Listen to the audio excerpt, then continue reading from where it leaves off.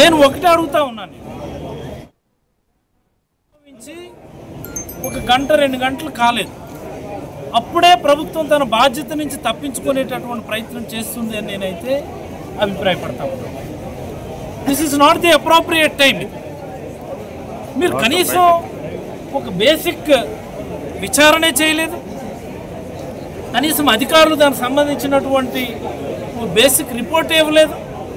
ఒక దేవాదాయ శాఖ మంత్రి ప్రభుత్వం తరఫున మీడియా ముందుకు వచ్చి అది ప్రైవేట్ దేవాలయం, ప్రైవేట్ వ్యక్తుల ఆధ్వర్యంలో నడుస్తున్న దేవాలయం, అన్ని ప్రైవేట్ దేవాలయాల్లో జరిగే సంఘటనలకి ప్రభుత్వం ఏంటి బాధ్యత అన్నట్టు మాట్లాడటం, ఇది ప్రభుత్వం తన బాధ్యత నుంచి తప్పించుకోవడం, తన వైఫల్యాల్ని కప్పిపుచ్చుకోవడం అని నేనైతే అభిప్రాయపడుతున్నాను. This is not the appropriate time.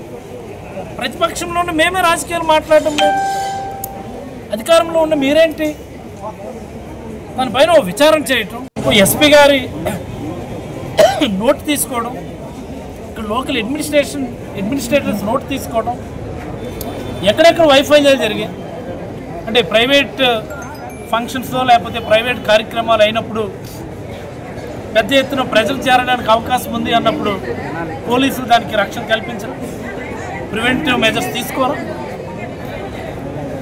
And moreover ఈ గుడి టీటీడీ వాళ్ళకి ఆల్రెడీ మీరు లెటర్ పెట్టుకున్నారు, ఈ గుడిని టీటీడీ వాళ్ళు టేక్ ఓవర్ చేసుకోండి అని లెటర్ కూడా పెట్టుకున్నారు. పండగ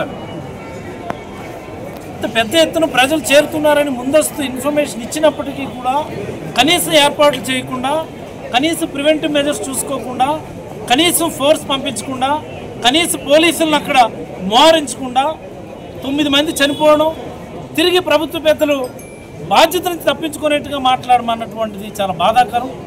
రాష్ట్ర ప్రజల నియోజకవర్గ ప్రజల తరఫున నేనైతే ఈ రామనారాయణ రెడ్డి గారి మాటలను అయితే చాలా తీవ్రంగా ఖండిస్తూ ప్రభుత్వం బాధితులకి తక్షణమే సహాయం అందించాలి, నష్టపరిహారం అందించాలి.